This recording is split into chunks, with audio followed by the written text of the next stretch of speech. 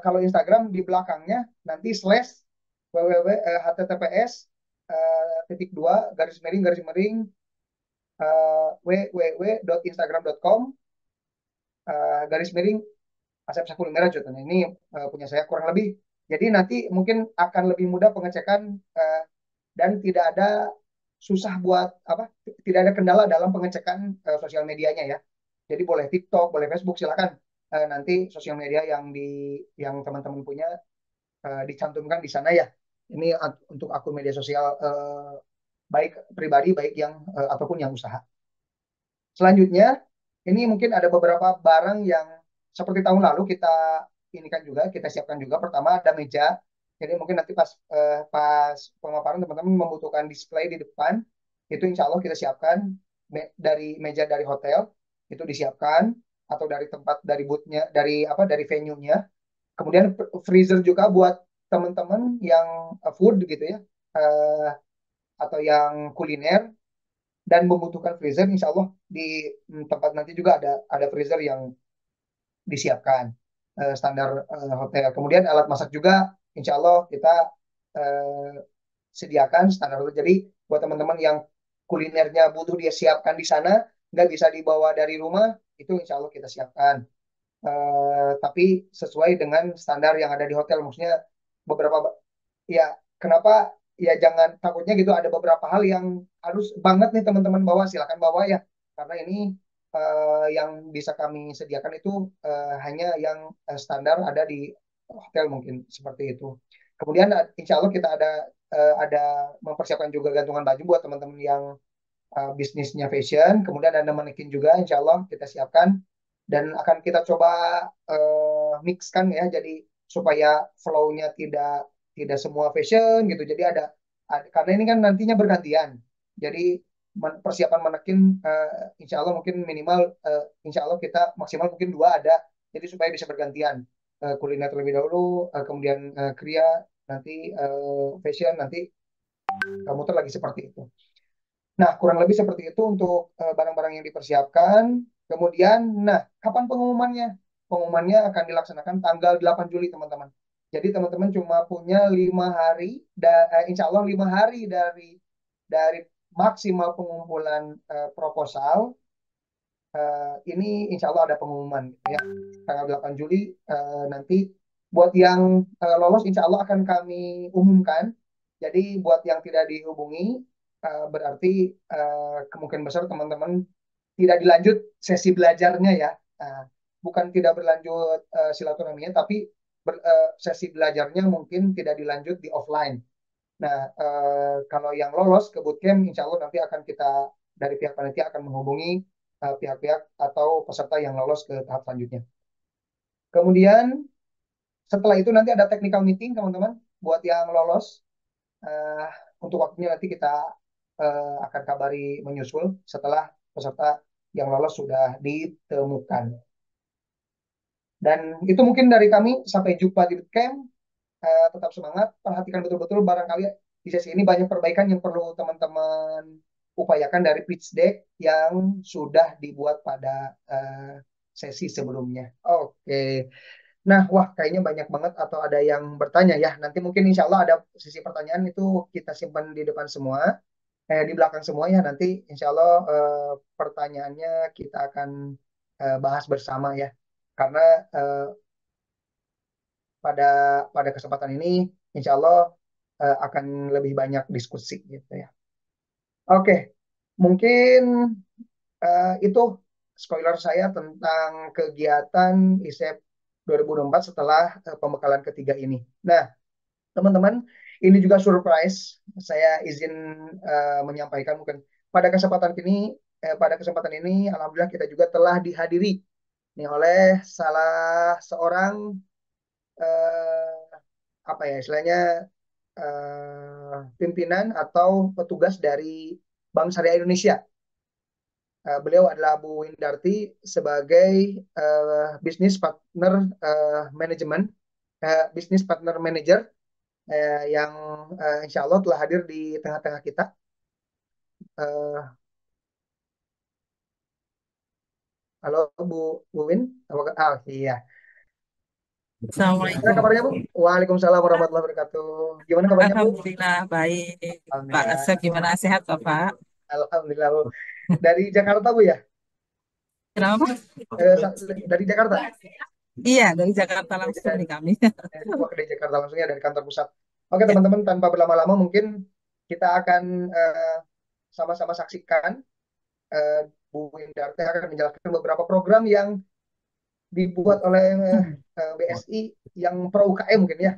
Dan akan banyak banget apa istilahnya benefit-benefit yang bisa UMKM manfaatkan dari BSI itu sendiri. Tanpa berlama-lama, Ibu ada waktu sekitar kurang lebih 45 menit ke depan. Eh, Mohon dimaksimalkan teman-teman untuk disimak ya. Jangan sampai ada informasi yang kelewat nih. Sayang banget nih ininya. Kepada Bu Windarti dengan segala hormat kami persilahkan. Terima kasih banyak Bapak Asep. Warahmatullahi wabarakatuh.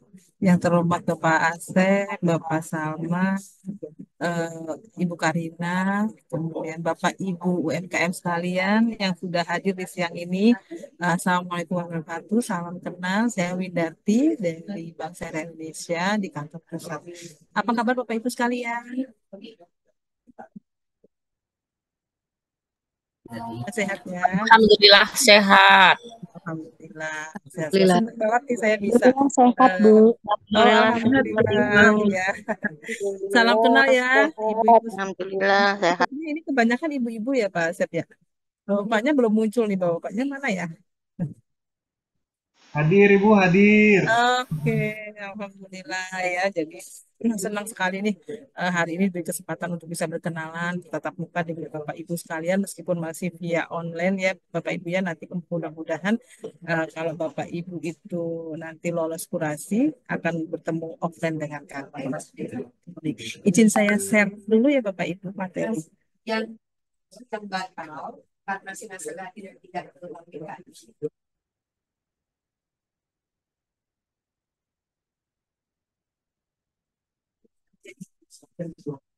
Kewajiban wajib. Apa sudah terlihat Bapak Ibu?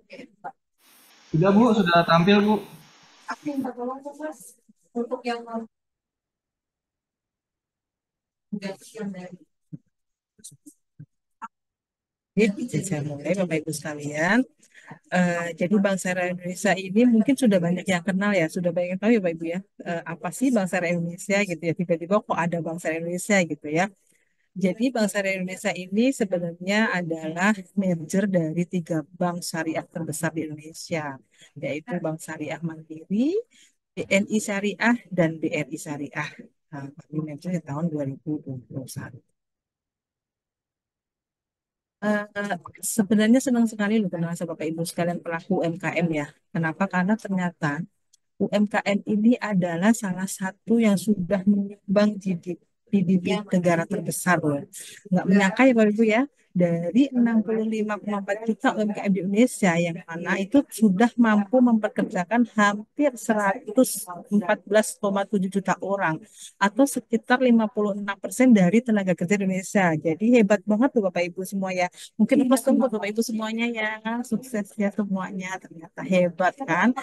Jadi kita tidak boleh berkecil hati menjadi UMKM ternyata bahwa UMKM itu sangat menunjang pendapatan negara. Nah, kemudian ini sebenarnya ya kenapa banyak UMKM itu terasa banyak yang nggak bisa survive ya, nggak bisa lama, mungkin setahun 2 tahun bagus, kemudian top down turun terus terus terus dan bahkan tutup. Banyak sekali sebenarnya ya Bapak Ibu sekalian ya kendalanya. Mungkin kalau dari new business sudah banyak materi-materinya ya yang bagaimana sih supaya UMKM ini bisa naik terus. Nah, kendala utamanya itu mungkin permodalan ya Bapak Ibu ya. Permodalan di mana banyak UMKM ini yang belum mendapatkan permodalan dari perbankan. Karena dibutuhkan ya dukungan dari bank itu. Kenapa? Karena kalau misalnya Bapak Ibu ini nanti mendapat pesan yang banyak gitu ya, kemudian produk Bapak Ibu itu laris di pasaran sehingga kan butuh modal kan supaya bisa memenuhi keinginan konsumen. Jadi misalnya nih konsumen senang nih mesen mesen mesen kemudian ternyata Bapak Ibu nggak bisa mencukupi kebutuhan konsumen sehingga eh, konsumennya kecewa seperti itu. Sehingga menyebabkan produk dari Bapak Ibu itu ditinggalkan. Ini salah satunya adalah permodalan. Kemudian digitalisasi, ini juga penting. Kendala utama UMKM di Indonesia ini adalah belum belum apa belum menguasainya. Mungkin sudah ya digital, tapi belum menguasai dengan bagus terkait dengan digitalisasi tersebut. Kenapa? Karena sekarang itu kan UMKM lebih harus banyak berjualan secara online ya. Mungkin nanti akan banyak sekali deh trik-trik seperti apa dari bisnis ya Pak Asep ya. Nah, di Indonesia ini ada banyak kesempatan kenapa UMKM bisa terus maju dan berkembang karena di Indonesia ini pasar terbesar untuk pembelajaran muslim secara global itu sekitar 184 miliar dolar atau 11,36%. Itu di sektor makanan, fashion, farmasi, kosmetik, media, dan pariwisata. Pasti dari Bapak Ibu sekalian itu ada di sektor ini semuanya. Kemudian juga di Indonesia itu sangat fokus ya untuk pengembangan UMKM halal tentunya.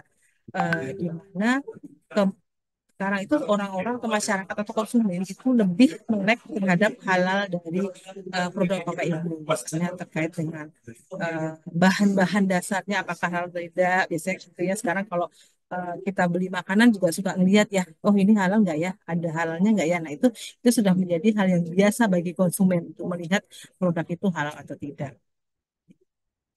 Nah, untuk Bank Syariah Indonesia sendiri sudah saya ceritakan tadi Bapak Ibu, alhamdulillah di akhir 2023 kemarin kita itu asetnya sudah mencapai 353,6. Ini juga punya banyak jaringan yang tersebar di seluruh Indonesia. Kemudian karyawan kami alhamdulillah banyak ya Bapak Ibu. Kantor cabang kami 11.090 kantor cabang yang tersebar di seluruh Indonesia. BSI terus bekerja keras ya dalam mendukung UMKM. Banyak sekali hal-hal yang sudah dilakukan BSI, terutama untuk bekerja sama dengan beberapa mitra kami yang tujuannya adalah untuk mengedukasi UMKM sehingga harapannya UMKM binaan kita akan naik kelas atau level. Ini stakeholder yang sudah bekerjasama dengan kami, Bapak Ibu sekalian, kami bekerjasama dengan organisasi kemasyarakatan, dengan asosiasi. Alhamdulillah BSI sudah porsi pembiayaan terhadap UMKM-nya mencapai 18,97% di akhir tahun 2023. Kalau kita lihat dari historikalnya, itu terus meningkat ya. Mudah-mudahan tahun ini nanti kita bisa lebih besar menyalurkan pembiayaan terhadap UMKM kita di Indonesia. Selain pembiayaan, BSI itu ngasih dukungan apa aja sih? Sebenarnya banyak sekali Bapak Ibu yang sudah kita lakukan eh, untuk mendukung UMKM supaya harapannya UMKM itu bisa terus naik kelas yang tadinya itu rumahan, kemudian tadinya penjualannya hanya di daerah itu sendiri, itu bisa meningkat ke seluruh Indonesia bahkan sampai ke luar negeri. Salah satunya adalah kami menyelenggarakan talenta wirausaha.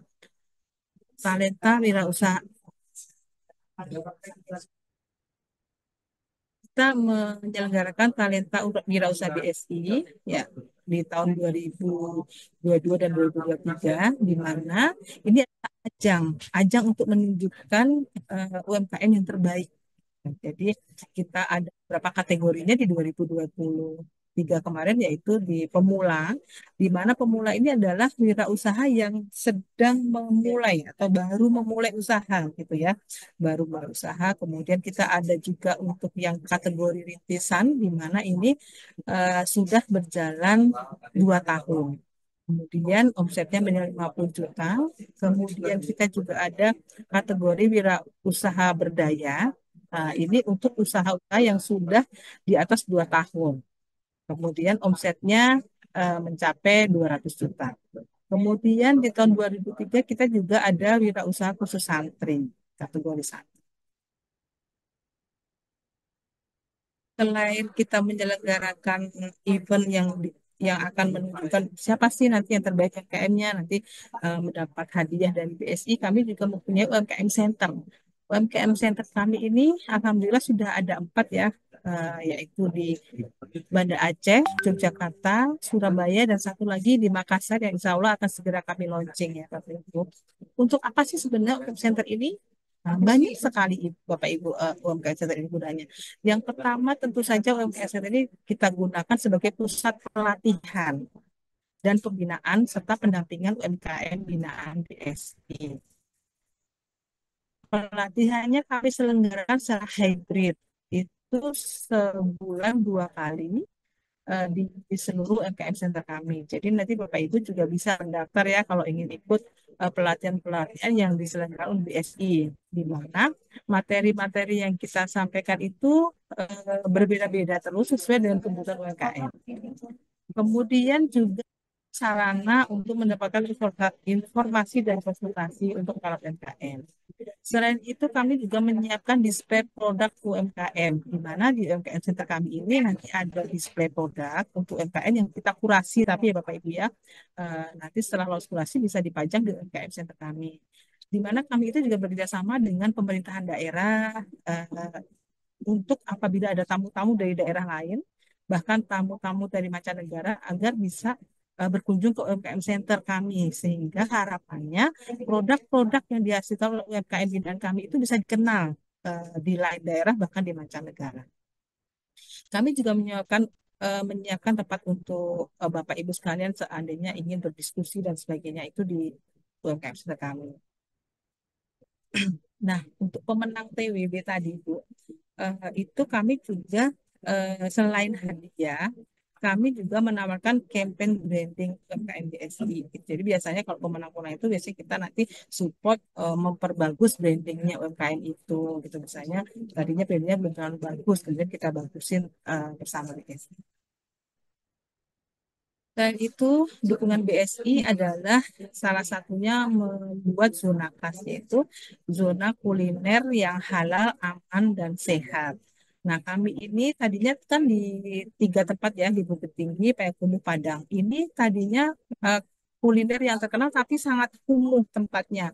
Kemudian diperbaiki oleh BSI, dibagusin, fasilitasnya diperbaiki semuanya. Nah, ini menjadi salah satu tujuan wisata khas di sana gitu. Jadi kalau nanti ada tamu-tamu daerah, tamu-tamu negara itu bisa dibawa di zona khas ini. Ini adalah beberapa pelatihan-pelatihan yang kita kerjasamakan dengan mitra-mitra kami ya. Tujuannya adalah untuk mendukung UMKM, misalnya apa yang dibutuhkan, misalnya mereka butuh bagaimana sih pemasaran ke luar negeri atau bagaimana sih packaging yang bagus dan sebagainya. Salah satu dukungan yang sudah BSI lakukan adalah di tahun ini ya, di 2024 kami sudah menyelenggarakan BSI Expo kemarin Bapak Ibu sekalian di JCC. Apa saja sih yang kami lakukan di Expo BSI? Jadi yang pertama itu exhibition itu dihadiri oleh lebih dari 200 UMKM BSI. Jadi mereka diberikan tempat untuk menjual produknya secara gratis oleh BSI. Jadi tempat disediakan BSI semuanya. Kemudian selain itu kami juga menyelenggarakan internasional seminar. Jadi kami mengundang beberapa narasumber-narasumber yang baik dari dalam negeri maupun luar negeri yang akan melakukan seminar untuk UMKM Indonesia, UMKM binaan BSI. Selain itu di BSI Expo juga kami ada entertainmentnya ya Bapak Ibu, hiburan-hiburannya. Kemudian kami selain itu juga melakukan business matching. Jadi kami mengundang buyer-buyer dari mancanegara ya, dari luar negeri itu untuk bertemu dengan UMKM-UMKM kami. Jadi ditemukan, kemudian dimatchingkan mungkin ada yang butuh produk UMKM dari kami, maka mereka bisa membeli produk itu dari kami. Sehingga UMKM yang tadinya produknya belum dikenal di luar negeri, bahkan kemarin Alhamdulillah pemenang dari AMP ya. Jadi kami selain TWP itu ada AMP itu, dia berhasil mendapatkan buyer dari luar negeri dengan pesanan yang lumayan besar. Selain business matching, juga kami mengadakan kajian dan talk show. Produknya apa sih yang ada di BSI yang untuk mendukung permukaan tadi ya Bapak Ibu ya, yang salah satu kendala dari UMKM. Jadi kami ada produk yang cocok dengan UMKM itu yang pertama adalah produk KUR. Di mana produk KUR ini sebenarnya adalah produk dari pemerintah ya, karena mendapatkan subsidi bantuan dari pemerintah. Jadi margin atau keuntungan bank itu sebagian dibayarkan oleh pemerintah. Nah, untuk BSI KUR sendiri ada 3. Ini sama dengan seluruh bank penyalur KUR ya Bapak Ibu. Itu ada BSI KUR Super Mikro, KUR Mikro, dan KUR Kecil. Nah, bedanya apa? Bedanya untuk BSI KUR Super Mikro ini plafonnya sampai dengan 10 juta. Kemudian saya tidak dibatasi, jadi bisa di bawah 6 bulan. Misalnya usaha Bapak Ibu itu baru berjalan 3 bulan. Ya udah nggak apa-apa, kita bisa biayai, tapi maksimal hanya sampai 10 juta. Nah, ini pun ada syarat dan ketentuannya apa, yaitu syaratnya itu bahwa Bapak Ibu sudah mengikuti pelatihan terkait dengan bisnis yang sedang dijalankan dan mendapatkan sertifikat. Untuk BSI KUR Super Mikro ini tanpa agunan ya Bapak Ibu ya, di mana margin yang dibayarkan oleh Bapak Ibu sekalian itu hanya setara dengan 3%. Kemudian tujuannya boleh untuk modal kerja ataupun investasi. Lama pembiayaannya bisa 3 sampai 5 tahun ya. Untuk pengikatannya di bawah tanah. Kemudian KUR Mikro bedanya plafon KUR Mikro itu sendiri adalah di atas 10 juta sampai dengan 100 juta. Nah, akan tetapi untuk lama usahanya harus berjalan minimal 6 bulan. Jadi kalau belum 6 bulan belum boleh nih mendapat BSI KUR Mikro. Kemudian agunan juga tidak dipersyaratkan karena untuk KUR Super Mikro dan KUR Mikro ini agunannya adalah usaha dari Bapak Ibu sendiri. Yang dibayarkan nasabah itu setara dengan 6% untuk biayaan pertama. Jadi pertama kali mendapatkan KUR Mikro mendapat margin setara dengan 6%, kemudian misalnya udah lunas kemudian pembiayaan lagi dapatkan 7%, kemudian pembiayaan yang ketiga 8%, yang keempat 9%. Nah, setelah pembiayaan keempat itu sudah nggak boleh lagi Bapak Ibu, karena nanti pembiayaannya diperuntukkan untuk UMKM yang lainnya. Kemudian yang ketiga adalah BSI KUR Kecil. Untuk KUR Kecil ini plafonnya lumayan besar Bapak Ibu, yaitu di atas 100 juta sampai dengan 500 juta. Lama usahanya sama, harus minimal sudah 6 bulan. Nah, untuk BSI KUR ini bedanya adalah agunannya selain agunan pokok usaha dari Bapak Ibu sendiri, kami ada agunan tambahan yang bisa berupa BPKB, bisa SHM atau sertifikat hak milik, atau sertifikat hak guna bangunan atau SHGB. Bisa juga SHPTU, itu ada sertifikat hak pakai tempat usaha yang di pasar-pasar itu. Bisa juga SHMR, SRS. Ini adalah surat hak milik satuan rumah susun, atau kalau Bapak Ibu tinggal di apartemen, biasanya suratnya itu bentuknya seperti itu. Maaf, Ibu. Kemudian satu lagi bisa deposito di BSI. Nah, untuk agunannya itu diperkenankan atas nama nasabah sendiri ataupun pasangan atau orang tua kandung ataupun anak kandung.